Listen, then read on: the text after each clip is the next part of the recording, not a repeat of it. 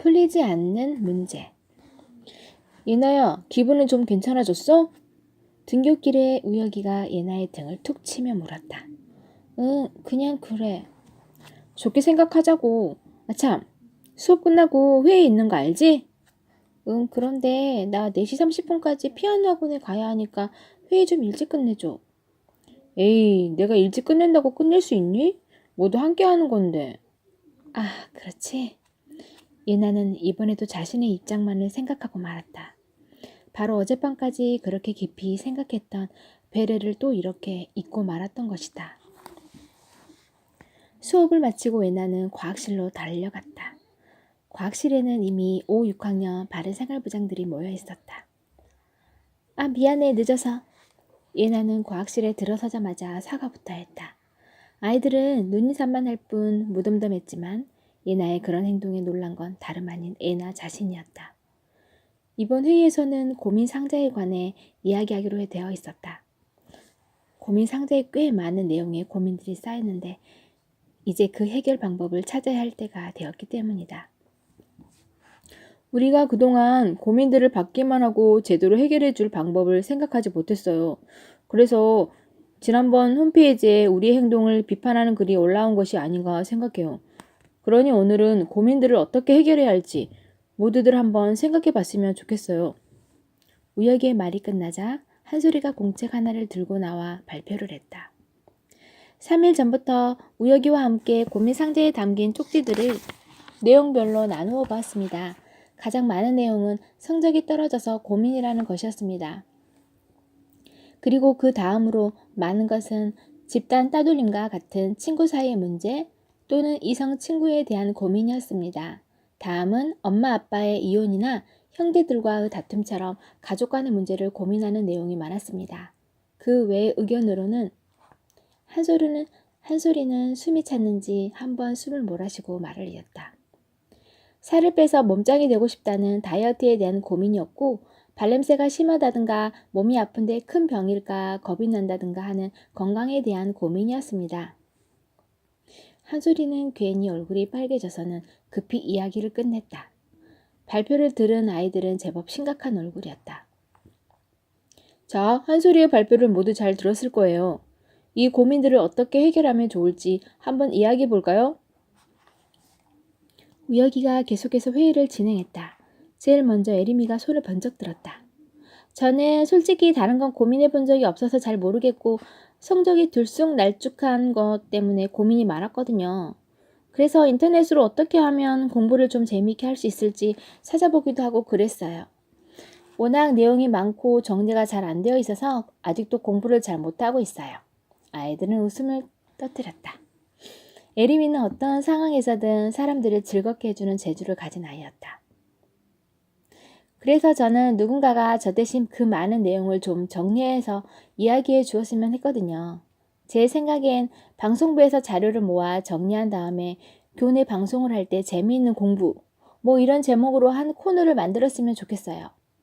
일주일에 한 번 정도면 적당할 것 같아요. 아이들은 예림이의 의견에 고개를 끄덕였다. 다른 의견 없나요? 우혁이가 아이들을 둘러보며 물었다. 아이들은 더 이상 좋은 생각이 나지 않는다는 표정이었다. 그럼 일단 한예림의 의견을 기록해 두도록 하겠습니다. 그리고 다음으로 친구 사이의 문제는 어떻게 해결하면 좋을까요? 이 문제의 아이들은 묵묵부답이었다. 그때 예나가 손을 들고 말했다. 이 문제는 쉽지 않을 것 같아요.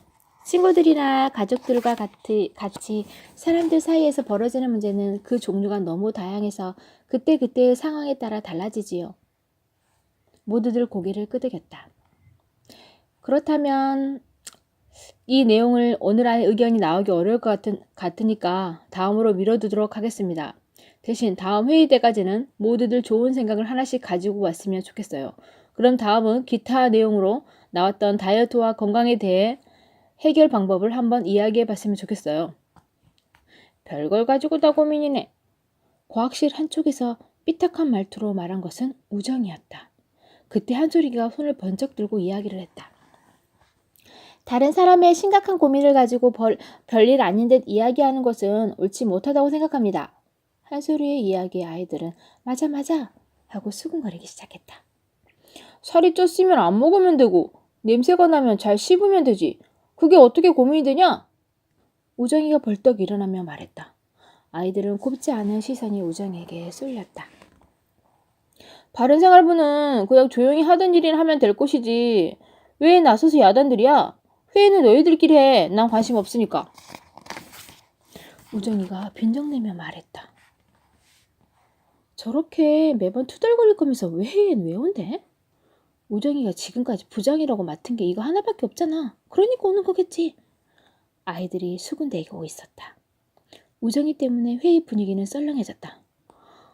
어휴 정말. 말해도 뭐라 그러고 말 안 해도 안 한다 뭐라 그러고. 날 보고 어떻게 하라는 거냐?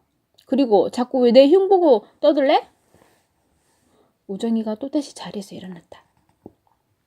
난 이제 여기 오지도 않고 바른생활부가 뭐 하든지 신경도 안 쓸 테니까 너희들끼리 알아서 잘 먹고 잘 살아라. 우정이는 과학실 문을 쾅 닫으며 나가버렸다. 쟤 왜 저러니? 야 필요 없어. 우리도 너 같은 애 필요 없다고. 우정이가 나가자마자 여기저기에서 한마디씩 외쳤다. 아마 나도 바른생활부장이 된 것 때문에 계속해서 기분 나빠하고 아무것도 하지 않았더라면 결국 우정이처럼 행동했을 거야. 예나는 어수선한 과학실 안을 둘러보며 이렇게 생각했다. 자, 조용히 하세요.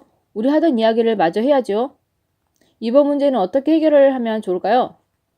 잠깐 당황하는 모습을 보였던 우혁이는 이내 분위기를 바꾸고 회의를 진행했다. 아이들도 우혁이의 진행에 따라 곧 진정되는 모습을 보였다. 그때 다시 예림이가 손을 들고 이야기를 했다. 이것도 방송으로 하면 안 될까요? 양호 선생님께서 나오셔서 하나씩 해결해 주시면 좋을 것 같습니다. 예림이는 제법 진지한 표정으로 이야기했다. 그때 예나가 손을 들고 말했다. 저는 반대입니다. 방송에서 그런 내용이 공개적으로 나오게 되면 뚱뚱하거나 몸이 약한 아이들은 놀림감이 될 것입니다. 그러니 학교 홈페이지에 건강 게시판을 마련해서 양호 선생님의 글을 올려놓는 것이 좋을 것 같습니다. 분명 다이어트나 건강에 관심이 많고 고민이 있는 친구들은 찾아서 보게 될 것이고 큰 도움이 될 것입니다. 예나가 이야기를 끝내고 자리에 앉았다. 그거 좋겠다. 그래. 아이들은 저마다 고개를 끄덕이며 말했다. 우혁이가 곧 아이들을 조용히 시키고는 말했다.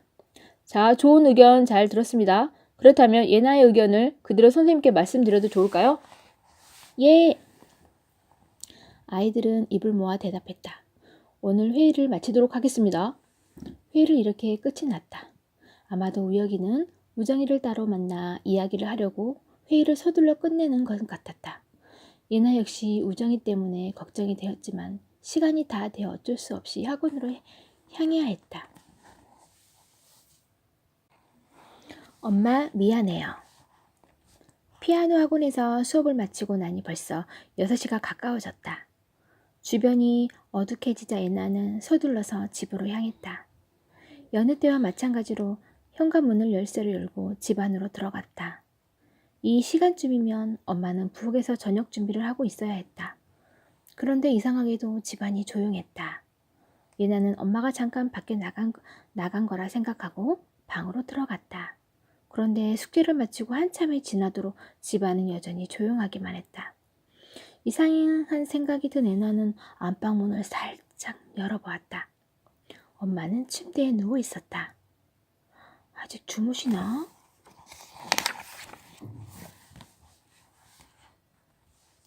예나는 순간 이런 생각이 들었지만 가만히 살펴보니 커튼이 열려 있었다. 예나는 엄마에게 가까이 다가가 보았다. 얼핏 끙끙거리는 소리가 들리는 것 같았다. 엄마! 엄마!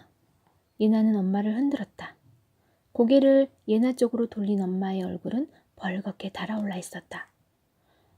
예나야, 배 많이 고프지? 잠깐만 기다려. 엄마가 저녁 해줄게. 엄마는 힘겹게 침대에서 일어나 앉았다. 그리고 한 발짝 내딛자마자 그대로 쓰러지고 말았다. 엄마! 일어나봐요! 예나는 엄마를 있는 힘껏 흔들어 보았지만 엄마는 쓰러진 채 누워만 있었다. 엄마! 덜컥 겁이 난 예나는 얼른 아빠의 휴대폰으로 전화를 걸었다. 오늘 회사에서 회식이 계획되어 있던 아빠는 모든 걸 취소하고 달려오겠다고 했다. 잠시 후 아빠가 와서 엄마를 등에 업고 달리기 시작했다. 예나는 그런 아빠의 뒤를 따라 정신없이 뛰어갔다. 정신이 멍해졌다. 마치 꿈을 꾸는 것만 같았다. 아빠의 차 뒷좌석에 엄마를 눕혀놓고 급하게 병원으로 가는 길에 예나는 제발 이 일이 꿈이었기를 바랐다. 그러다 그 생각에서 번쩍 깨어난 것은 엄마를 응급실 침대에 눕힌 뒤였다. 아빠 어떡하죠? 기다려봐라. 의사 선생님께서 오시면 무슨 일인지 알 수 있겠지. 엄마의 몸은 아직도 펄펄 끓고 있었다. 잠시 후 간호사가 와서 엄마의 팔에 링거 바늘을 꽂았다. 그날 밤 10시가 지나서야 엄마의 열은 조금씩 내려가기 시작했다. 아마도 해열제 주사가 효과를 나타내는 것 같았다. 휴, 한시름 놓았네. 예나야, 배고프지? 그제야 예나는 자신이 저녁 식사를 하지 않았다는 것을 깨달았다. 아빠는 예나를 데리고 24시간 영업을 하는 근처 식당으로 갔다. 아빠가 집에 데려다 줄 테니까 오늘은 혼자 자고 내일 학교에 가도록 해라. 그 정도는 혼자 살 수 있지? 그럼요. 지금까지도 혼자 한 거나 마찬가지인데요, 뭘. 아빠는 잠깐 숟가락을 내려놓더니 예나에게 말했다. 그래, 넌 엄마 도움 없이도 뭐든 잘했었지. 아빠의 무거운 목소리에 예나는 가슴이 뜨끔했다. 식사를 끝낸 뒤 아빠는 예나를 집에 데려다 주었다. 깜깜한 집 안으로 발을 들여놓던 예나는 갑자기 무서운 생각이 들었다. 바삐 거실과 방들을 오가며 불을 켰다. 엄마가 일하던 작은 방 책상 위에는 펼쳐놓은 책장이 펄럭이고 있었다. 아마도 잠들기 전까지 저 책을 읽고 있었던 것이다. 안방의 침대 밑에는 이불과 베개가 제멋대로 떨어져서 나뒹굴고 있었다. 예나는 침대로 다가가 베개를 침대 위로 올려놓았다. 그리고 얼른 안방을 나와 불을 켜놓은 채 침대에 누웠다. 잠이 잘 오지 않았다. 학교에 가기 전 예나는 아빠에게 전화를 했다. 응, 예나야. 엄마 새벽에 깨어나셨어. 오늘 학원에 가는 날이니? 예, 영어 학원 가야 해요. 그럼 학원 끝나고 전화해라. 아빠가 데리러 갈게. 예. 예나는 한결 가벼운 마음으로 학교를 향했다. 그렇지만 아직도 마음이 병원을 향해 있는 것은 어쩔 수 없었다. 수업을 마치고 학원에 가기까지 1시간 정도 여유가 있었다. 예나는 우혁이와 함께 바른생활부 김지훈 선생님을 만나기 위해 교무실로 향했다. 너희들의 회의 결과가 그렇다는 거지? 좋은 의견들이 많이 나왔네. 선생님은 여느 때와 마찬가지로 따뜻한 미소를 지으며 말했다. 일단 공부 방법에 대한 문제를 방송부에 맡기는 것은 좀 힘들 것 같다. 너희들도 알다시피 방송부 아이들도 학생들이잖아. 너희들이 정리하지 못하는 것을 그 아이들에게 떠넘기는 건 것처럼 보일 수가 있어. 그러니까 이건 선생님이 도와주는 게 어떨까? 선생님이 도와주시면 저희는 좋지요. 우혁이가 얼굴에 웃음을 띠며 말했다. 그러면 선생님이 자료를 찾아서 정리한 다음 방송부에 방송을 부탁하든가 아니면 직접 방송에 나가서 이야기를 하든가 두 가지 중 하나로 결정을 해야겠구나. 그리고 다음은 건강 문제지? 아이들은 고개를 끄덕였다. 뭐 이것도 어려울 것 같지는 않아. 이건 다음 교무 회의 때 건의하고 양호 선생님께도 말씀드려 보도록 하마. 우혁이와 예나는 마주보며 웃었다. 이 두 가지 일이 해결된 것만으로도 고민 상대에 대해 어느 정도 책임을 진 것 같았다. 교무실을 나오면서 예나가 우혁이에게 물었다. 우정이는 만나봤어? 우혁이는 고개를 가로저었다. 어제 우정이 만나려고 일찍 회의 끝낸 거 아니야? 맞아. 그런데 못 만났어. 벌써 집에 가버리고 없더라고. 전화도 안 받고. 아휴, 우정이 걔는 왜 그러니? 글쎄, 뭔가 생각이 있겠지 뭐. 처음부터 바른생활부에 불만이 있었을 수도 있고. 그건 나도. 예나는 자신도 마찬가지였다는 이야기를 하려다 말았다. 그렇지만 아마도 우혁이는 예나가 하려던 말을 이미 알고 있었을지 모른다. 언제나 우혁이는 예나의 마음을 미리 읽고 있었으니까. 그나저나 오늘도 학원을 가니? 영어학원 가야 해. 일주일에 4일은 학원에 가는구나. 영어랑 피아노. 나 정도면 별로 많이 가는 거 아니야. 어떤 애들은 하루에 두세 군데씩 다니기도 하던데 뭐. 맞아. 나도 많이 봤어. 우혁이는 고개를 끄덕였다. 그런데 넌 학원에 안 다니니? 너희 부모님은 학원에 가라고 안 그러셔? 우혁이는 웃으며 고개를 가로저었다. 왜? 공부를 잘해서 그런가? 그건 아니고 우리 아빠가 작년에 쓰러지셔서 계속 누워 계시거든. 엄마는 간호를 하느라 아무것도 못 하시고 집안 사정이 이렇다 보니까 내가 학원까지 다니기는 좀 힘들지. 우혁이는 아무 일 아닌 것처럼 덤덤하게 말했지만 이나는 깜짝 놀랐다. 그러면서 동시에 그동안 너무 우혁이에 대해서 아는 게 없었다는 생각이 들었다. 몰랐어. 당연하지. 누가 일부러 물어보지 않으면 이야기를 해본 적이 없거든. 그렇지만 누가 물어보면 최대한 솔직하게 이야기해주지. 너 속상하겠다. 나도 우리 엄마가 어제 쓰러지셔서 엄청 속상했는데. 예나가 얘기를 꺼내자 우혁이가 금세 걱정스러운 표정이 되어서 물었다. 아니 엄마가 쓰러지셨어? 너 엄청 놀랐겠다. 어떡하니? 예나보다 오히려 우혁이가 더 야단이었다. 괜찮아. 새벽에 깨어나셨다고 연락 왔어. 정말 다행이다. 큰 병이 아니어야 할 텐데. 우혁이는 가슴까지 쓸어내리며 말했다. 너에 비하면 아무것도 아니잖아. 예나는 차마 입 밖으로 말하지 못하고 머릿속으로만 중얼거렸다.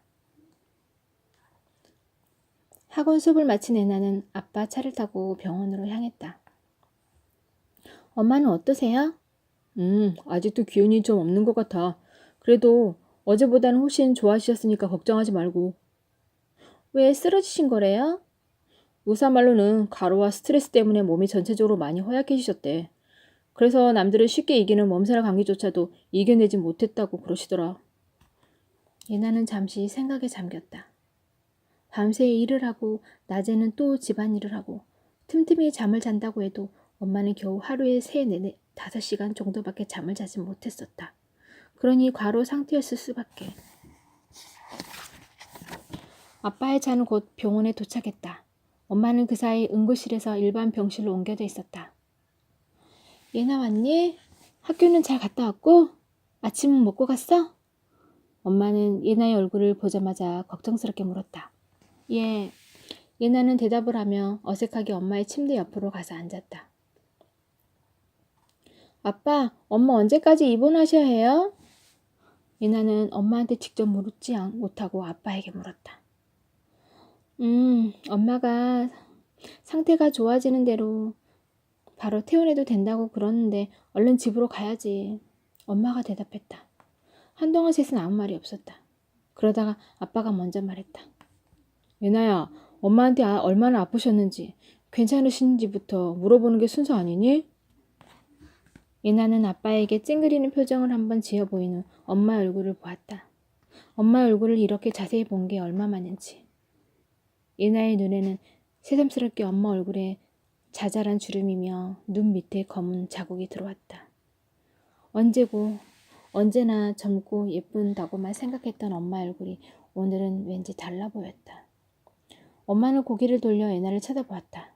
엄마의 얼굴엔 걱정스러운 표정이 아직도 가시지 않고 있었다.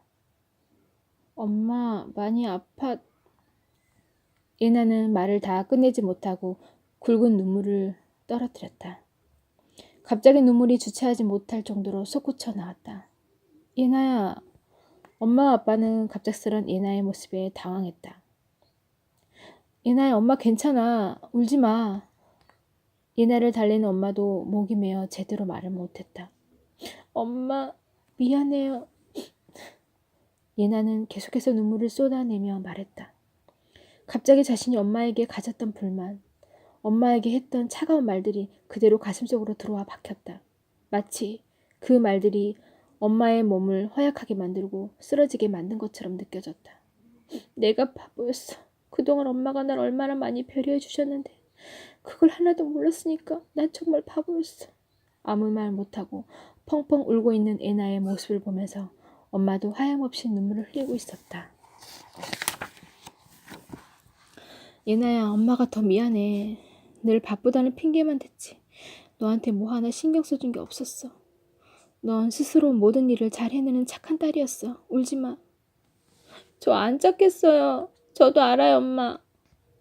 예나는 손으로 눈물을 닦아내며 말했다. 아이고, 우리 딸 이제 철들었네. 옆에서 지켜보던 아빠가 웃으며 말했다. 예나의 울음이 그치자 아빠는 저녁을 먹자며 병원 밖으로 데리고 나왔다. 예나야, 엄마가 병원에 누워 계신 걸 보니까 마음이 좀 변한 거야? 예나는 쉽게 대답하지 못했다. 엄마가 병원에 계신 건 마음이 아프지만 그래도 이 일을 계기로 예나의 마음이 바뀌었다면 아빠는 다행이라는 생각이 든다. 예나는 차마 아빠에게 그동안 자신이 잘못했던 것, 엄마를 배려하지 못했던 것을 고백하지는 못했다. 그렇지만 아빠라면 예나가 말을 하지 않아도 모든 걸 알고 있을 거라는 생각이 들었다. 저녁 식사를 하고 나서 예나와 아빠는 다시 엄마의 병실로 갔다. 엄마는 잠이 들었는지 눈을 감고 있었다. 약 때문인지 잠을 좀 많이 자네. 아빠가 엄마의 목까지 이불을 덮어주며 말했다. 아빠, 저 이제 집에 갈게요. 가서 숙제해야 해요.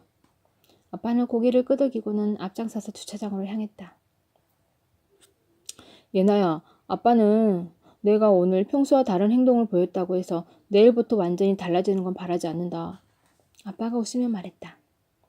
예나는 고개를 돌려 운전한 아빠를 쳐다봤다. 그렇지만 오늘처럼 조금만 더 엄마를 이해하도록 노력해보렴. 짧은 말이었지만 예나에게는 큰 위안이 되었다. 예나 역시 한순간에 갑자기 착한 아이로 돌변하는 건 좀 어색한 일이니까. 마음먹기와 실천하기. 엄마는 예상보다 빠른 회복을 보여 3일 만에 퇴원을 하게 되었다. 병원으로 가서 엄마와 함께 집으로 돌아오면서 예나는 마음이 한결 가벼워진 것을 느낄 수 있었다. 예나야, 엄마가 일찍 퇴원하니까 좋지? 아빠는 차의 뒷자리에 나란히 앉은 예나와 엄마를 백밀러로 보며 말했다. 예나는 아직도 그런 아빠의 질문에 대답을 하는 것이 익숙하지 않았지만 애써 고개를 끄덕여 보았다. 엄마가 퇴원한 다음날 예나는 우혁이를 찾아가 바른생활부 회의를 제안했다. 너가 먼저 회의를 하자고 한 건 이번이 처음인걸? 우혁이는 놀랍다는 듯 말했다. 그런가? 생각해보니 우혁이의 말이 맞는 것 같았다. 언제나 우혁이가 먼저 예나를 찾아와 회의를 하자고 했고 시간을 알려주었고 바른생활부장들에게 연락을 했으니까. 수업을 마치고 난 뒤 바른생활부장들은 모두 과학실에 모였다. 하지만 우정이의 모습은 끝내 보이지 않았다. 자, 그러면 지금부터 회의를 시작하겠습니다. 오늘 회의는 예나가 먼저 하자고 했으니까 예나의 의견을 먼저 들어보겠습니다. 예나가 교단에 나와 섰다. 제가 오늘 회의를 하자고 한 것은 지난번 고민 내용들 중에 우리가 해결하지 못했던 한 가지에 대한 이야기를 하고 싶어서입니다. 예나는 뒤로 돌아서서 칠판에 크게 배려라는 2 글자를 적었다. 배려? 아이들은 눈이 희둥그레졌다. 아마 배려라는 말을 모르는 사람은 없을 것입니다. 그렇지만 우리는 평소에 남에 대한 배려를 잘하지 못하는 것 같습니다. 아이들은 서로 얼굴을 마주보며 의아한 표정을 지어 보였다. 그때 5학년 바른생활부장 한 명이 손을 들고 물었다. 그런데 배려가 고민을 해결하는 것과 무슨 상관이에요? 얘네는 살짝 미소를 지으며 대답했다. 지난번 회의 때 우리는 친구나 가족처럼 주변 사람들과의 문제를 고민하는 내용에 대한 해결 방법을 찾지 못했습니다. 그런데 이 모든 문제를 해결해 줄 수 있는 것이 바로 배려입니다. 아이들은 여전히 이해할 수 없다는 표정이었다. 그 사이에서 우혁이만 유독 묵묵히 예나의 이야기를 듣고 있었다.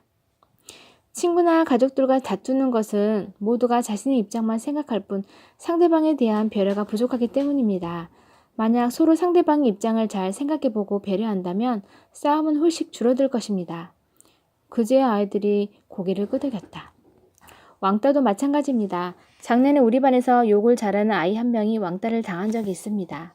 그런데 만약 다른 친구들이 그 아이가 왜 욕을 하는 건지, 혹시 내가 그 아이에게 어떤 잘못을 한 건 아닌지 먼저 생각했더라면 왕따는 없지 않았을까요? 그리고 왕따를 당한 아이 역시 내가 하는 욕 때문에 상대방이 얼마나 기분 나쁠까 생각하고 배려를 했더라면 왕따를 당하지 않았을 것입니다. 모든 아이들은 그제야 고개를 끄덕이기 시작했다. 만약에 우리 모두가 다른 사람들을 배려하는 마음을 갖는다면 많은 고민들이 해결될 거라고 생각합니다. 예나는 이야기를 마친 뒤 아이들을 둘러보았다. 아이들은 갑자기 수군거리기 시작했다. 그래서 어떻게 하자는 거야? 한 아이의 소곤대는 이야기가 예나의 귀에 들어왔다. 아, 그렇지. 배려하자고 말한 것만 생각했지 그걸 어떻게 고민 해결과 연결시킬지는 생각하지 못했구나. 예나가 아차 하는 마음으로 당황하고 있을 때 예림이가 손을 들고 이야기를 했다. 예나 언니의 이야기는 모두 옳은 말입니다. 이야기를 듣고 보니 정말 우리는 상대방에 대한 배려가 너무 부족했다는 생각이 듭니다. 그런데 고민이 많은 아이들에게 상대방을 배려하라고 일일이 이야기를 해줄 수도 없고 그렇다고 아이들을 모아놓고 우리가 배려에 대한 이야기를 할 수도 없잖아요. 뭔가 배려를 실천할 수 있도록 방법을 알려줘야 하는 것 아닌가요? 그게 그러니까 예나는 뭐라 대답하지 못하고 있는 자신이 너무나 미웠다. 그때였다. 자, 여러분 조용히 하세요. 우리끼리 회의를 해서 결론이 나지 않으면 선생님께 도움을 청하면 되잖아요. 우혁이었다. 예나는 마음속으로 안도의 한숨을 쉬었다. 정말이지 우혁이에게 너무나 고마운 마음이 들었다. 예나는 자리로 돌아가 앉았다. 우혁이가 다시 교단에 섰다. 모두들 예나의 이야기가 고민 해결에 도움이 될 만한 좋은 의견이라고 생각하는 건가요? 예. 아이들은 입을 모아 대답했다. 그렇다면 이 의견을 선생님께 말씀드리겠습니다. 아마 배려를 실천할 수 있는 방법을 꼭 알려주실 거예요. 아이들은 고개를 끄덕였다. 이렇게 해서 회의는 끝났다. 예나는 오늘 회의가 엉망진창이 되지 않고 잘 끝나게 된 것이 모두 우혁이 덕분이라고 생각했다. 우혁이와 예나는 회의가 끝나자마자 선생님을 만나기 위해 교무실로 향했다. 그런데 교무실과 나란히 붙어있는 교장실에서 바른생활부 선생님의 목소리가 들려왔다. 조금만 더 기다려 주십시오. 약속은 석 달 아닙니까? 아직 석 달이 채 되지도 않았는데 이렇게 성급하게 판단을 하시면 아이들은 상처를 받을 것입니다. 어째서 바른생활부 이야기만 나오면 아이들이 술렁거리는 겁니까? 작년에 하는 일이 없어서 없애라고 야단이더니 올해는 또 일을 너무 많이 벌여서 이런저런 이야기가 나오고 있잖아요. 한 학생의 의견일 뿐입니다. 그 글이 전체 학생들의 의견이라고 생각하시면 오해이십니다. 뭐 다 읽어보니 그 글에 찬성하는 의견들도 많던데요. 그렇지만 반대하는 학생들이 더 많다는 걸 분명합니다. 제가 숫자로 알려드릴까요? 됐어요. 좀 조용히 삽시다. 이거야 왜 시끄러워서 살겠어요. 바른생활부에서 할 수 있는 일을 찾아보라고 지난 회의 때 말씀하셨잖아요. 그래서 지금 일을 하고 있는데도 뭐라고만 하시니 저도 못 견디겠습니다. 지금 아이들 얼마나 열심히 하고 있는지도 교장 선생님께도 아시지 않습니까? 김 선생, 내가 이런 이야기까지는 정말 안 하려고 했는데 승우 어머니에게서 일주일이 멀다 하고 전화가 와요. 승우가 바른생활부 때문에 스트레스를 받아서 밤잠을 설치고 있다고. 교장 선생님은 목소리를 낮추어 말했지만 가슴을 졸이며 선생님 말에 집중하고 있던 예나와 우혁의 귀에는 고스란히 그 내용이 들려왔다. 예나는 짧게 한숨을 쉬었다. 교장 선생님. 바른생활부 선생님의 낮고도 단호한 음성이었다. 승우만 학생입니까? 다른 대다수의 학생들은 생각하셔야죠. 그리고 저라면 그렇게 전화를 하는 승우 어머니께 한마디 하겠습니다. 승우가 소중한 만큼 다른 아이들도 각자 부모님들의 소중한 아들, 딸들이라고요. 어허, 김 선생, 지금 날 가르치려 드는 겁니까? 무례했다면 용서하십시오. 저는 무슨 일이 있어도 우리 아이들 편을 들 수밖에 없습니다. 변화를 바라신다면 변화의 과정에서 일어나는 사소한 문제들을 눈 감아주시는 아량도 베풀어 주십시오. 예나와 우혁이는 여기까지 듣고 다시 교실로 올라왔다. 오늘은 안 되겠다. 다음에 우리 말씀드리자. 우혁이가 기운이 빠진 목소리로 말했다. 아휴, 이제 겨우 열흘밖에 안 남았는데 큰일이네. 예나는 겨우 여러 가지 생각으로 한숨이 몰려왔다. 제일 먼저 든 생각은 회의 때 당황하는 모습을 모두에게 보였던 자기 자신에 대한 실망이었다. 그리고 또 한 가지는 승우 때문이었다. 승우가 원망스럽기도 했지만 또 어떻게 생각해보면 불쌍하기도 했다. 엄마 때문에 지독하게도 이기적인 아이? 그래서 다른 사람들에게 늘 상처만 주면서도 정작 자기는 그걸 모르는 아이로 자라고 있기 때문이다. 어두운 얼굴로 한숨을 쉬는 애나를 보며 우혁이가 갑자기 말을 꺼냈다. 마지막에 힘을 내야 이기는 거야. 너 쇼트트랙 경기 못 봤어? 스케이트 날 하나 차이로 승부가 결정나는 거라고. 우혁이는 어느새 쇼트트랙 선수들의 모습을 흉내내고 있었다. 예나는 그런 우혁이를 보며 오랜만에 큰 소리로 웃음을 터뜨렸다. 간절한 기도. 예나야, 무슨 일 있었어? 표정이 왜 그래? 예나가 들어서는 모습을 보며 엄마는 걱정스레 물었다. 그냥 학교에서 좀 안 좋은 일이 있었어요. 그렇지만 잘 해결될 거예요. 엄마는 더 이상 묻지 않았다. 아마 예전에 예나였다면 엄마가 자신의 학교 생활에 관심이 없어서라고 생각했을 것이다. 그렇지만 오늘은 더 이상 묻지 않는 엄마에게 고마운 생각이 들었다. 예나야, 얼른 씻고 나와서 과일 먹어라. 오늘은 예나가 학원에 가지 않는 날이었다. 시계를 확인해 보니 3시였다. 이 시간에 엄마가 깨어있는 날도 있었던가? 예나는 얼른 씻고 나서 거실에 앉아 사과를 먹었다. 예나는 몇 번이나 엄마에게 뭔가 이야기를 꺼내려다 말았다. 너 엄마한테 뭐 궁금한 거 있지? 예나는 화들짝 놀랐다. 이 녀석아, 내가 너를 낳고 지금까지 키웠는데 그 정도 눈치도 없을 것 같니? 그랬다. 엄마는 지금까지 예나에 대해 이렇게 잘 알고 있었는데 예나는 엄마가 너무 자신에 대해서 모른다고 생각해 왔었다. 어쩌면 엄마를 정말 모른다는 건 예나일지도 모른다. 그동안 예나는 너무 오랜 시간 동안 엄마를 오해하고 있었던 것이다. 그냥 이 시간에 왜 안 주무시나 그런 생각했어요. 예나는 생각을 들켜버린 것이 부끄러워 더듬더듬 이야기를 했다. 넘어진 김에 쉬어가라는 옛말도 있잖니. 아픈 김에 잠시 쉬기로 했지. 언제까지요?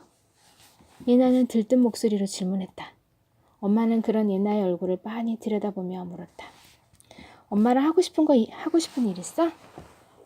예나는 곰곰이 생각을 해보았다. 그러고 보니 엄마와 못해본 일이 너무 많았다. 오래 생각하는 걸 보니까 뭔가 많은 모양이구나. 그렇지만 너가 아무리 해달라고 해도 못하는 일이 딱 하나 있어. 그건 바로. 예나는 긴장을 하면서 엄마 이야기를 듣고 있었다. 학교에 가서 선생님께 잘 보여달라는 거야. 엄마에게는 너가 가장 소중한 딸이지만 많은 아이들이 다니는 학교에서 유독 너에게만 잘해달라는 말은 못해. 다른 아이들도 똑같이 존중받고 또 잘못하는 일이 있으면 너도 똑같이 혼이 나야지. 그리고 너가 잘하고 있다면 분명히 선생님께서도 너에게 잘해주실 거 아니니? 엄마는 너가 학교 생활을 잘 해내는 능력 정도는 가지고 있을 거라고 생각해.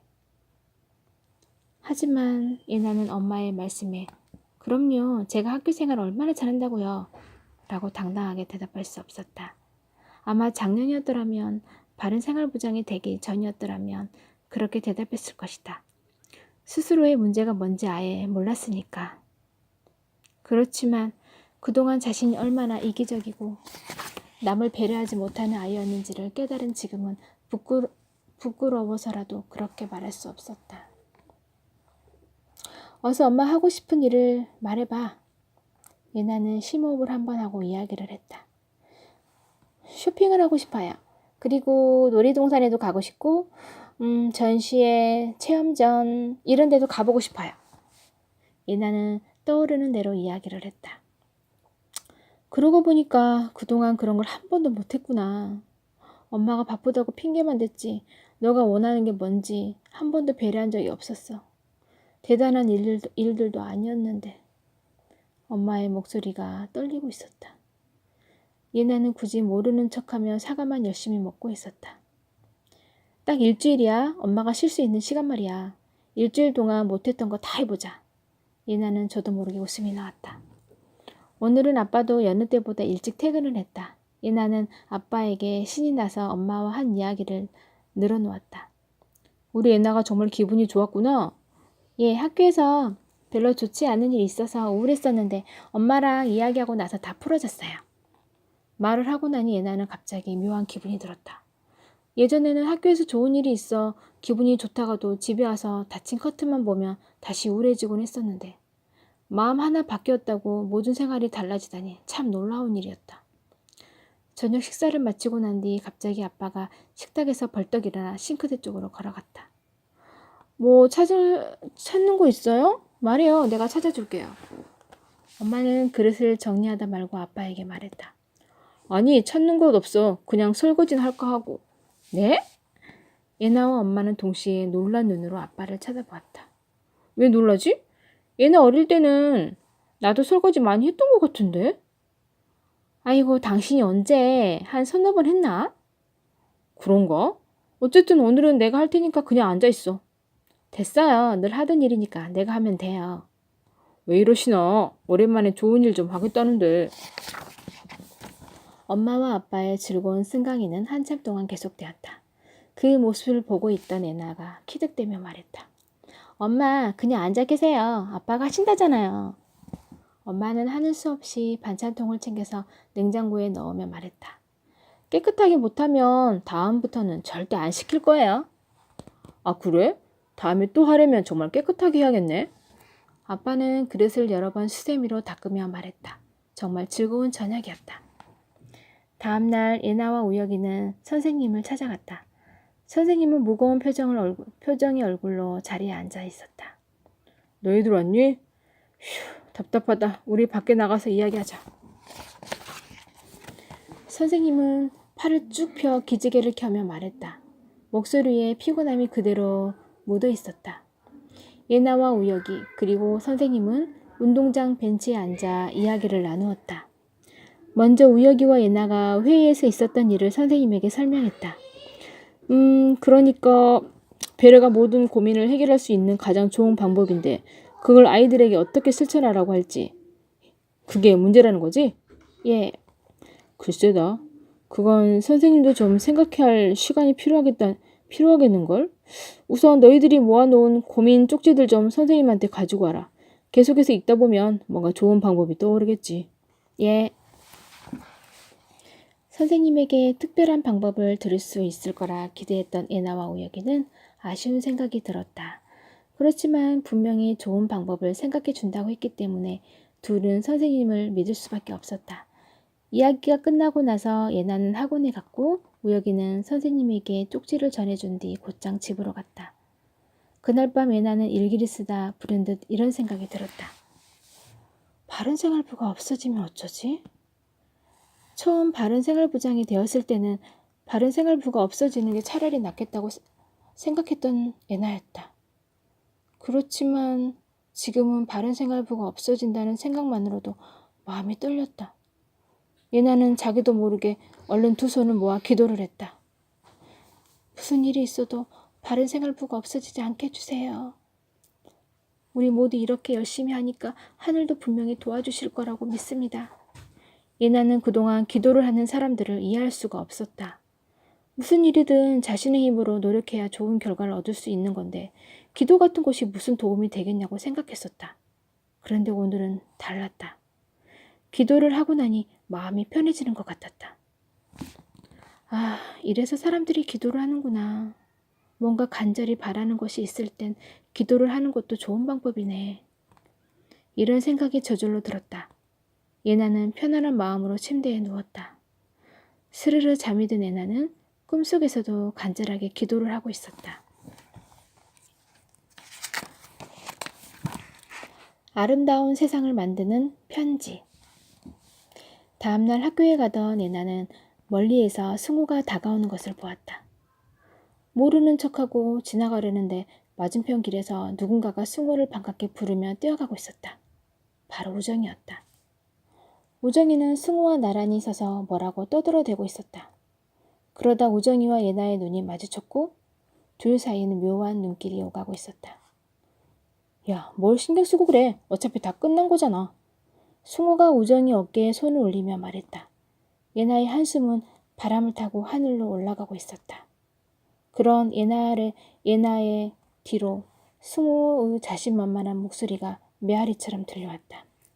걱정 마. 바른생활부는 없어지게 되어 있어. 내가 엄마한테 다 이야기했단 말이야. 우리 엄마가 나서면 안 되는 일도 모두 된다니까. 개운치 않는 기분을 떨쳐내려고 나는 일부러 빠르게 걸었다. 아침 바람이 시원하게 느껴졌다. 다 잘 될 거야. 지금으로서는 그저 이렇게 생각하는 것밖에는 다른 방법이 없었다. 수업이 끝나고 바른생활부 선생님이 예나와 우혁이를 불렀다. 선생님이 뭔가 좋은 방법을 알려줄 거란 생각에 둘은 얼른 교무실로 내려갔다. 선생님은 쪽지 3장을 들고 있었다. 이 쪽지에 적힌 고민 내용을 읽고 이 상황에서는 어떻게 배려를 해야 좋을지를 써오도록 해. 누가 먼저 할래? 선생님이 쪽지를 내밀었다. 구야, 예나의 의견이었으니까 당연히 예나가 먼저 해야겠죠? 우혁이가 쪽지를 선생님에게서 건네받은 뒤 예나에게 주었다. 예나는 어리둥절해하며 쪽지를 받아들었다. 선생님이 말씀하신 대로 써오면 그 다음엔 어떻게 하실 거예요? 설마 이 내용을 공개하실 건 아니시죠? 예나는 걱정스러운 표정으로 물었다. 걱정하지 마. 나에게도 다 생각이 있으니까. 예나는 쪽지를 들고 교실로 올라왔다. 뭔가 큰 숙제를 하나 받은 기분이었다. 학원을 들러 집으로 온 예나는 쪽지의 내용을 찬찬히 읽어보았다. 하나는 사이가 좋았던 친구와 사소한 일로 말다툼을 한 것이 고민이라는 내용이었고 이미 그 친구와는 비밀까지 서로 나누는 사이였기 때문에 자칫 잘못하면 자기의 부끄러운 이야기들이 소문날까봐 그것이 걱정되어 잠도 잘 오지 않는다고 했다. 그리고 또 하나는 공부를 잘하는 형과의 말 다툼 때문에 고민인 내용이었다. 형은 싸울 때마다 공부를 못한다며 윽박지르고 자기는 또 형은 매일 잘난 척이라고 소리를 지른다고 했다. 그러다 보니 둘의 사이는 가까워질 기미가 보이지 않는다는 것이었다. 나머지 하나는 자기가 좋아하는 친구에게 뭐든지 다 해주는데 그 친구가 고마워하지 않아서 속이 상한다는 여자아이의 고민이었다. 하나에서 10까지 뭐든지 베풀기만 하는 이 아이는 좋아하는 친구가 자기를 이용하기만 하는 것 같아서 속이 상한다고 했다. 예나는 꼼꼼하게 쪽지들을 읽은 뒤 자신의 생각을 하나씩 적어내려갔다. 그리고 다음날 아침 일찍 자신의 생각을 적은 공책을 쪽지와 함께 선생님께 갖다 드렸다. 선생님은 예나가 써온 것들을 읽으면서 흐뭇한 표정을 지었다. 수고했다. 이제 가봐도 돼. 예나는 도대체 선생님이 어떤 내용을 어떤 생각을 하고 있는지 몹시 궁금했지만 일부러 묻지 않았다. 미리 알고 있는 건 왠지 재미없게 느껴졌기 때문이다. 그날 밤 엄마는 예나에게 영어 학원에 가지 말고 일찍 오라고 했다. 엄마가 학원에 빠지라고 한 건 이번이 처음이었다. 집에 와보니 엄마는 외출 준비를 하고 있었다. 곱게 화장까지 한 엄마의 얼굴이 아직은 수척해 보였지만 표정만은 그 어느 때보다도 밝았다. 예나야, 얼른 나가자. 어딜요? 쇼핑! 우와! 예나는 펄쩍 뛰며 소리쳤다. 사실 엄마와 쇼핑을 하고 싶다고 이야기하긴 했지만 아직도 몸이 완전히 회복이 되지 않았기 때문에 큰 기대는 하지 않았었다. 2주일밖에 안 되는 짧은 시간인데 그동안 할 일이 다 하려면 바삐 움직여야지. 엄마는 주차장으로 가서 아빠의 차를 몰고 나왔다. 아빠는 특별한 일이 있을 때를 빼고는 버스로 출퇴근했기 때문에 차는 늘 주차장에 머물러 있었다. 엄마와 이나는 가까운 백화점으로 향했다. 마침 세일 기간이었기 때문에 백화점 앞길은 자동차들로 가득 차 있었다. 예나와 엄마도 꼼짝없이 차에 갇힌 신세가 되었다. 빵빵 빵빵. 바로 뒤에 있던 차가 요란스럽게 경적을 울렸다. 예나네 차와 앞차 사이에 아주 조금의 틈이 생겼는데 얼른 앞으로 가지 않는다고 그런 것이다. 어휴, 조금 더 간다고 앞서가는 것도 아닌데. 엄마는 하는 수 없이 앞차의 뒤에 바짝 차를 대었다. 그런데 잠시 후 옆 차선의 차들이 조금씩 앞으로 나가기 시작했다. 아까 경적을 울렸던 그 차는 옆 차선의 차들이 조금의 틈만 보이며 앞머리를 들이대고는 끼어들려고 했다. 자기는 저렇게 일찍 가고 싶으면서 지금껏 기다렸던 뒤의 차들은 어떻게 되든 상관없다 이거군. 엄마는 혀를 끌끌 차며 말했다. 어차피 기다리면 다 가게 되어 있는 걸 꼭 남들한테 피해 입혀가면서 저렇게 해야 하나? 하여튼 다른 사람들에 대한 배려라고는 눈꽃망치도 없다니까. 엄마의 말에 예나는 저도 모르게 고개를 끄덕였다. 그렇게 30분 더 지나서 예나와 엄마는 백화점 안으로 들어갈 수 있었다. 그런데 도로에 자동차들만큼이나 백화점 안에도 사람들이 많았다. 아이고, 이 사람들 뚫고 쇼핑하려면 한참 걸리겠다. 저는 괜찮아요. 예나는 엄마의 손을 꼭 잡고 이곳저곳을 둘러봤다.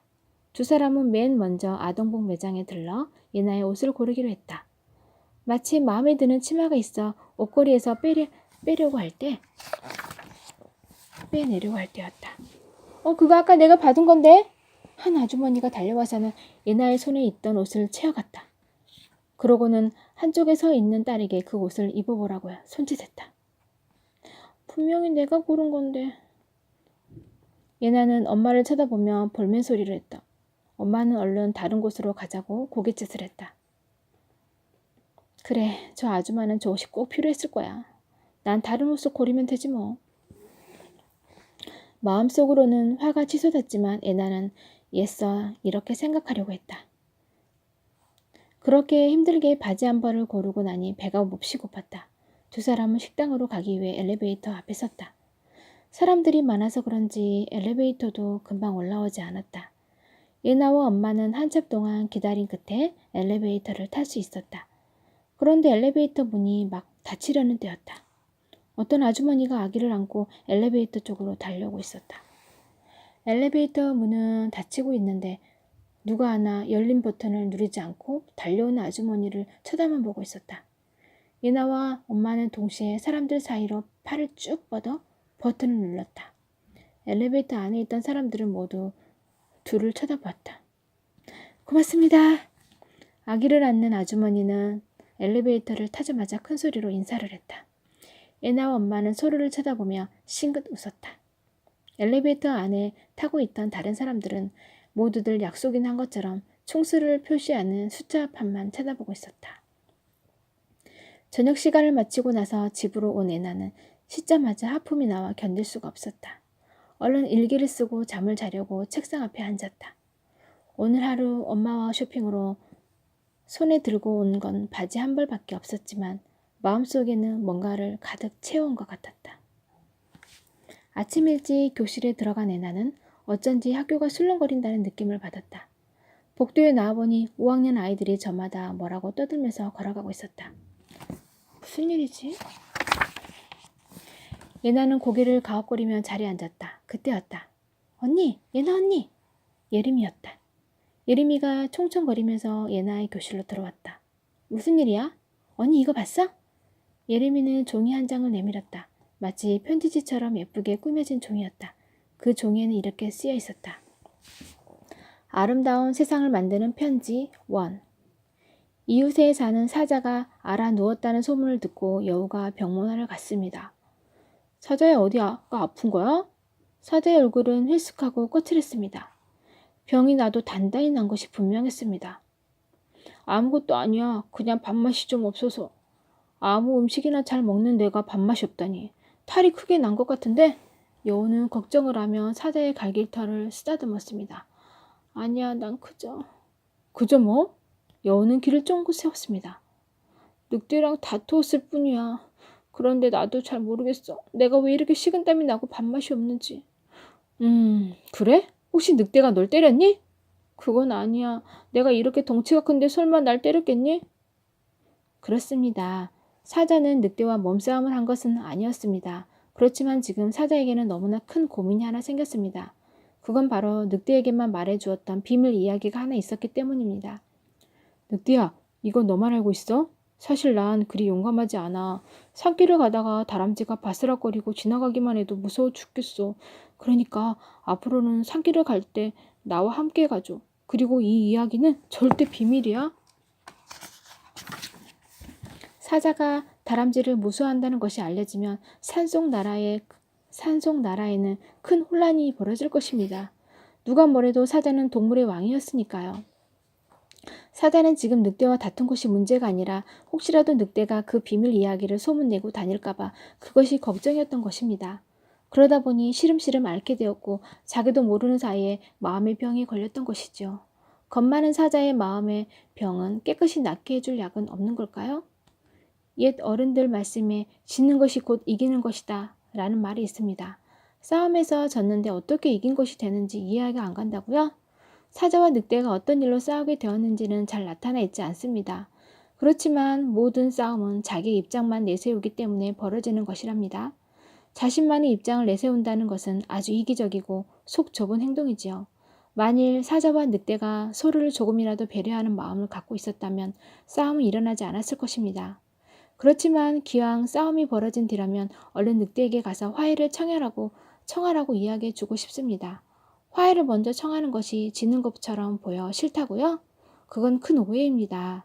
만약 사자가 먼저 화해를 청하게 된다면 사자는 속 좁은 친구를 먼저 배려하고 용서한 마음 넓은 친구가 되는 것이니까요. 싸움에서 이기는 것보다 넓은 마음으로 상대를 넘어서는 것이 더욱 값진 승리라는 것은 모두 알 것입니다. 사자의 마음의 병에 가장 좋은 약은 배려와 화해입니다. 바른생활부 이거였구나. 예나는 조용히 입속으로 중얼거렸습니다. 선생님이 예나에게 숙제를 내주셨던 이유도 이제 알 것 같았다. 선생님은 고민 쪽지의 내용을 재미있는 동화로 바꾸어 쓰고 예나가 써온 글을 동화의 내용에 맞게 다듬어서 그 해결책으로 제시한 것이었다. 언니, 아침에 학교에 왔더니 책상에 이게 한 장씩 놓여 있었어. 얘들이 다들 재미있다고 난리야. 오늘 것이 편지 1, 1이니까 2, 3 계속 나오는 것마다 모아서 스크립 한다는 애들도 있어. 근데 이거 누가 쓴 거야? 언니가 쓴 거야? 예림이는 계속해서 떠들어댔다. 예나는 왠지 쉽게 밝히고 싶지 않아 고개를 저었다. 그럼 누가 썼지? 우혁이 오빠가 썼나? 아니면... 예림아, 누가 쓴 것이 중요한 게 아니잖아. 우리 모두 함께 쓴 거나 마찬가지야. 무슨 말이야? 예림이는 도통 예나의 말을 이해할 수 없다는 듯 고개만 갸웃거렸다. 예나는 뻐근해 오는 가슴을 진정시키고 있었다. 다음 날은 예나의 반 책상에도 아름다운 세상을 만드는 편지 2가 한 장씩 놓여 있었다. 선생님은 날마다 다른 학생들에게 편지를 나누어 주려고 하는 것 같았다. 점심시간, 식당에서 우혁이가 식판을 들고 예나의 곁으로 왔다. 예나야, 편지 말이야. 아이들이 엄청 좋아하는 것 같아. 우혁이는 뭔가 비밀 이야기라도 하는 것처럼 소근거렸다. 편지? 예나는 일부러 큰 소리로 되물었다. 조용히 해. 얘들 다 듣잖아. 우혁아, 이미 바른생활부라고 이름까지 찍혀서 나갔어. 조용히 해도 다 알아. 아, 그렇지. 우혁이는 멋쩍은 듯 웃었다. 근데 너 지난번에 선생님이 주신 쪽지의 답변으로 쓴 것이 이 내용이었던 거야? 우혁이가 조용히 물었다. 예나는 살짝 고개를 끄덕였다. 둘은 수업이 끝난 뒤 선생님을 만나러 교무실로 갔다. 선생님은 동화책을 10권도 넘게 책상 위에 쌓아두고 있었다. 이 녀석들아, 너희들 때문에 나도 공부하게 생겼다. 우리 반 애들 가르치랴, 동화 꾸미랴 정신이 하나도 없어. 다행히 재미있는 공부, 방송은 2학년 일반 선생님이 해주기로 하셨지만 말이야. 선생님은 환하게 웃으며 꾸중 아니 꾸중을 했다.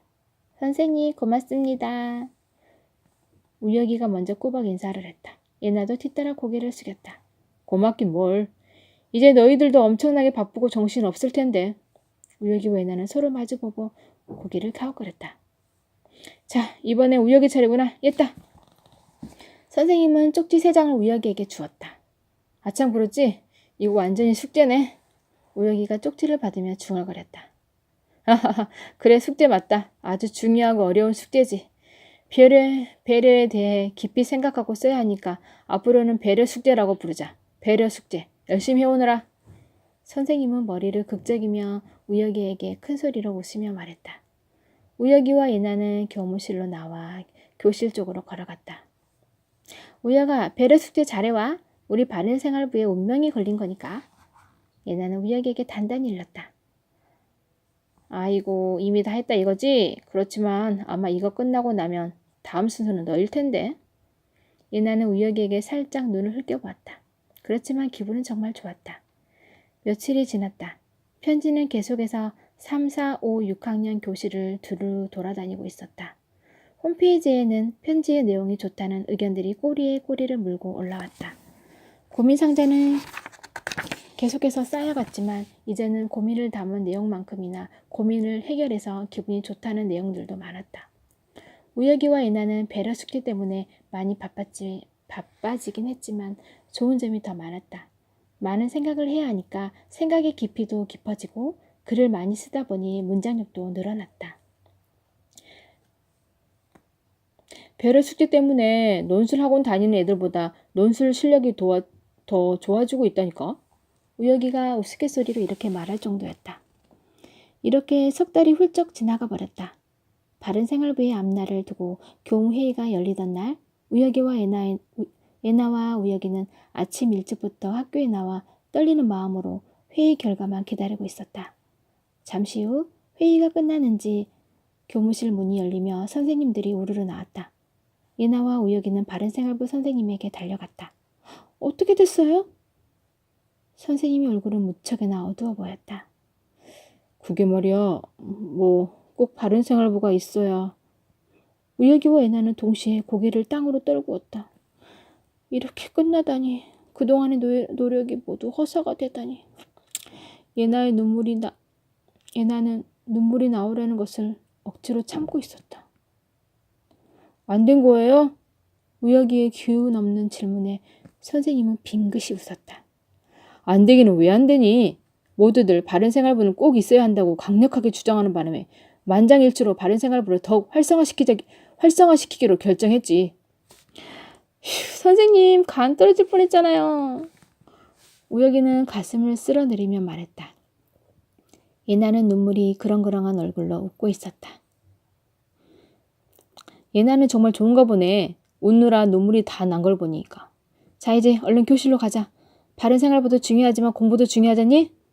선생님은 앞장서서 걸어갔다. 그 뒤를 따라가는 우혁이와 예나는 터져 나오려는 웃음을 안으로 삼키고 있었다. 그날 오후 예나의 마음에는 먹구름이 걷혔지만 하늘에 먹구름이 잔뜩 끼어 있었다. 하루 종일 어둑하더니 집에 갈 시간이 되어서는 갑자기 비가 쏟아지기 시작했다. 우산을 가지고 오지 않은 예나는 현관에 서서 비가 그치기를 기다렸다. 엄마의 황금 같은 휴가는 일주일에서 닷새로 줄어버렸다. 회사에서 엄마 없이는 아무 일도 안 된다면 재촉을 했기 때문이다. 그렇지만 그동안 예나는 엄마와 함께 박물관도 가보았고 가까운 야외로 소풍도 가기도 했다. 놀이공원에 가는 것은 곧 다가올 여름방학으로 미루긴 했지만 예나에게도 엄마에게도 후회 없는 휴가였다. 비는 쉽게 그치지 않았다. 지금 엄마는 커튼을 닫고 단잠에 빠져 계시겠지? 오늘 아침에 엄마는 작업실에서 나와 밥을 차려주었다. 아마 쉬는 동안은 밀린 일 때문에 한숨도 못 잤을 것이 분명했다. 얼른 비가 그쳐야 할 텐데. 이렇게 중얼거리고 있을 때였다. 예나의 곁으로 같은 반 소라가 엄마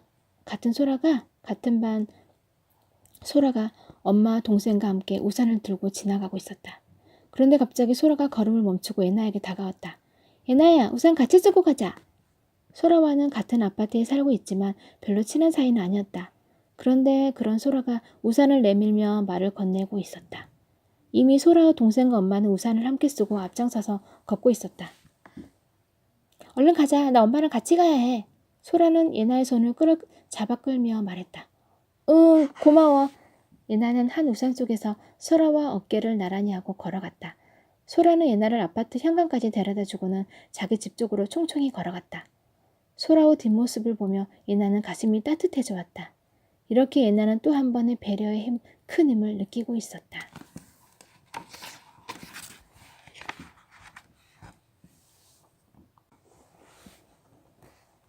모두를 위한 배려. 짧게만 느껴졌던 여름방학이 드디어 끝나고 개학을 했다. 개학날이 늘 그렇듯 학교는 시끌벅적하고 어수선하기만 했다. 까맣게 그을린 아이들은 서로 경쟁이라도 하듯 방학 때 했던 일들을 떠벌리고 있었다. 예나 역시 방학 때 엄마 아빠와 함께 강원도 외가에 놀러 갔던 일이며 놀이동산에 다녀온 이야기들을 친구들에게 늘어놓았다. 개학을 하는 날부터 어김없이 편지는 배달되어 있었다. 방학 동안에 예나와 우혁이는 틈틈이 배려 숙제를 해서 선생님께 이메일로 보내놓았다. 아마도 앞으로 보름 정도는 숙제를 하지 않아도 편지는 제 날짜에 배달될 것이다. 그렇지만 방학을 끝으로 이제 예나는 더 이상 배려 숙제에 대해 생각하지 않아도 되었다. 2학기가 시작되면서 바른생활부장으로서 임기도 끝이 났기 때문이다. 그것은 곧 회장, 부회장, 정교회장, 각 자치부 부장들이 모두 새로 선출된다는 뜻이다. 개학의 어수선한 분위기도 사흘을 넘기지 못했다. 아이들은 곧 예전의 일상으로 돌아갔고 아침마다 배달되는 편지를 읽으며 하루를 시작했다. 드디어 내일이면 회장 선거를 한다는 이야기가 아이들 사이에서 오가기 시작했다. 회장 후보로 유력한 아이들은 더 좋은 이미지를 남기기 위해 가장 힘든 청소를 맡아 하거나 교실의 물건들을 앞장서서 정리하기도 했다. 예전에 회장 후보들이 아이들을 우르르 몰고 가서 떡볶이를 사주거나 거드름을 피웠던 것과는 다 많이 달라진 모습이었다. 물론 그렇지 않은 아이도 있었다. 예나가 수업을 마치고 다음날 준비물을 사기 위해 문구점에 들렸을 때였다. 야, 마음에 드는 거 있으면 골라. 귀에 익은 목소리가 들렸다. 승호였다. 승호는 우정이를 비롯한 서너 명의 남자아이들을 이끌고 문구점에 와서 시끄럽게 떠들고 있었다. 예나는 흘깃 승호를 쳐다보았다. 위에나. 승호가 아는 척을 하며 다가왔다. 예나는 그런 승호를 무덤덤하게 쳐다만 보고 있었다. 너 이번에 전교 회장 나가냐? 그건 왜? 내가 나가면 안 되니? 그럴 줄 알았어. 너 욕심에 가만히 있을 리 없지. 승호는 입을 삐죽대며 비아냥거렸다. 야, 너 말로만 배려했던 거 맞지? 사실은 인기 올려서 전교회장 나가고 싶었던 거 아니야? 예나는 슬며시 웃음을 흘리며 고개를 저었다. 그러고는 이렇게 덧붙였다. 너가 그렇게 나오니까 정말로 전교회장 선거에 나가야 되겠는걸? 무슨 소리야? 너처럼 너 혼자만 알고 거드름만 피우는 아이가 전교회장이 되면 학교가 어떻게 되겠니? 승우의 얼굴이 구겨진 종이처럼 일그러졌다. 어느새 우정이와 다른 아이들이 승우 뒤에 와서 서 있었다. 야, 너 말 다 했어? 승우는 금방이라도 덤빌 듯 우르렁거렸다. 넌 하나만 알고 둘은 몰라. 예나는 단호하게 말했다. 내가 뭘 모른다는 거야? 승우는 얼굴까지 빨개진 채 발끈했다. 내가 1학기 내내 배려에 대해 생각하면서 배운 건 아주 많거든. 그중 하나가 경쟁도 모두를 위한 배려가 될 수 있다는 것이었어. 뭐야, 무슨 말이야? 승우는 도무지 뭘 알아듣겠다는 듯이 얼굴을 찡그렸다. 너 어떤 공약을 가지고 정교회장 선거에 나올 거야? 뭐 아직은 잘 모르겠지만 아이들이 모두 좋아할 만한 공약으로 나가야지. 그것 봐. 넌 그것조차 생각을 못하고 있잖아. 넌 그저 정교회장이 되고 싶기만 한 거지 어떤 책임감과 의무감을 가져야 되는 건지도 모르잖아. 승우의 표정은 폭발할 것처럼 부글부글 끓고 있었다. 정교회장이 되면 나보다 학교를 위해 더 많은 시간을 써야 해. 아이들이 어떤 점을 불편해하고 있는지, 더 즐거운 학교 생활을 위해서 무엇을 어떻게 바꿔야 할지 회의 때마다 고민하고 토론해야 하는 거야. 게다가 선거 때 말해놓은 공약을 지키려고 하루 종일, 아니 한 학기 내내 학교 생각만 해야 할 거야. 그 정도 나도 할 수 있어. 승우는 지지 않으려고 이를 악물고 말했지만 사실은 아주 자신 없게 들렸다. 그래. 그렇기 때문에 무엇보다 학교와 학생에 대한 배려를 잘할 줄 아는 사람이 전교회장이 되어야 하는 거야. 그러고 보면 전교회장 후보들은 누구나 자신의 학교와 학생들을 위해 더 많은 배려를 하겠다고 나선 아이들이잖아. 그게 바로 배려를 위한 경쟁이 되는 것이고 또 모두를 위한 배려가 되는 거지. 이제 좀 알아듣겠니? 예나의 말에 승우는 뭐라 대꾸할 말이 없었다. 승우의 표정은 마치 시합하는 동안 실컷 두들겨 맞고 넉다운이 된 권투 선수의 표정과 같았다. 그런데 더 재미있는 것은 승우를 따라온 아이들의 모습이었다. 예나의 말 한마디 한마디를 모두 고개를 끄덕이고 있지 않은가. 홍승호, 우리 배려를 위해서 열심히 경쟁해보자. 뭐 지금까지 배려라고는 전혀 해보지 못한 너가 날 이길 수 있을지 잘 모르겠지만 말이야. 예나는 씩씩대고 있는 승호의 어깨를 툭 치며 문구점 한쪽에 걸려있는 달력을 보았다. 아, 늦었다. 예나는 허겁지겁 물건값을 계산하고 문구점을 나왔다.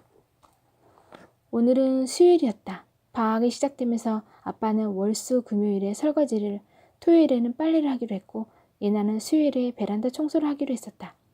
원래 약속은 방학이 끝나면 예나는 집안일에서 빠지는 것이었지만 그러고 싶지 않았다. 호수로 베란다에 물을 뿌리며 이리저리 뛰어다니다 보면 마치 물놀이를 하는 것처럼 너무나 신이 났다. 더운 여름을 시원하게 보낼 수 있었던 것도 아마 베란다 청소 때문이었던 것 같다. 엄마가 먼저 하고 계시면 안 되는데. 서둘러 현관문을 열쇠로 열었다. 그리고 가방을 던지듯이 소파에 내려놓고는 베란다 문을 열어보았다. 아니나 다를까 엄마는 이미 베란다 청소를 하고 있었다. 엄마, 안 주무시고 뭐 하셨어요? 일주일이나 베란다를 그냥 두었더니 먼지가 쌓였잖아. 그래서 청소하고 있었지? 이건 제 일이잖아요. 예나야, 이제 나 계약을 했잖아. 에이, 그래도 제가 할 거예요. 엄마 들어가 주무세요. 아휴, 안 해도 돼. 이거 잠깐 하고 또 들어가서 잘 거야. 예나는 맨발로 베란다로 뛰어들어갔다. 엄마와 승강이를 벌이는 동안 예나와 엄마는 엄마의 옷에 물이 튀었다. 아하하, 엄마 어차피 이 옷은 토요일에 아빠가 빨래 하실 거니까 괜찮죠? 엄마는 웃으며 고개를 끄덕였다. 예나는 물이 나오는 호스를 엄마 쪽에 대고 뿌렸다. 엄마도 지지 않고 양동이의 물을 예나에게 뿌렸다. 엄마와 예나는 신나게 물을 뿌리며 어린 아이들처럼 즐거워했다. 엄마가 졌어. 마침내 엄마가 두 손을 들고 항복했다. 이미 둘은 흠뻑 젖어 있었다. 예나와 엄마는 베란다 정리를 끝내고 옷을 갈아입었다. 오랜만에 뛰어다니며 물싸움을 해서인지 예나는 계속해서 하품을 나왔다. 예나야, 엄마랑 같이 잘까? 예나는 고개를 끄덕였다. 엄마는 방으로 들어가 커튼을 닫았다. 엄마의 팔을 베고 침대에 누운 예나는 자신도 모르는 사이에 스르르 잠이 들었다. 커튼이 닫힌 어둑한 방과 엄마의 품이 예나에게는 한없이 포근하기만 했다. 배려란 책은 여기까지 끝이네요. 배려가 무엇인지 다시 한번 생각하게 되는 책인 것 같아요. 이웃을 위한 배려가 있네요. 이웃을 위한 배려는 무엇이 있을까요?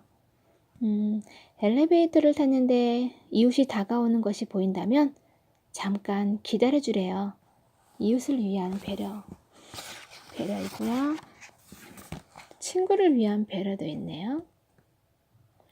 친구의 이야기가 조금은 재미가 없어도 큰 소리로 웃어주세요. 한 사람의 웃음으로 모두가 함께 웃을 수 있답니다. 맞아요. 친구가 재미있으려고 이야기한 건데 재미없을 수 있잖아요. 그럴 때 웃어주면 좋을 것 같아요. 가족을 위한 배려도 있는데요. 엄마와 함께 장을 보러 갈 땐 엄마 손에 들려있는 봉지들 중 하나를 슬쩍 빼서 들어보세요. 엄마가 기분이 좋아할 것 같아요.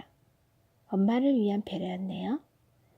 혼자서 간식을 먹게 되었을 땐 형제들의 몫을 미리 덜어 놓으세요. 동생한테 아니면 엄마에게 같이 먹을 수 있는 음식을 혼자 먹지 않고 남겨주는 배려도 참 좋을 것 같아요.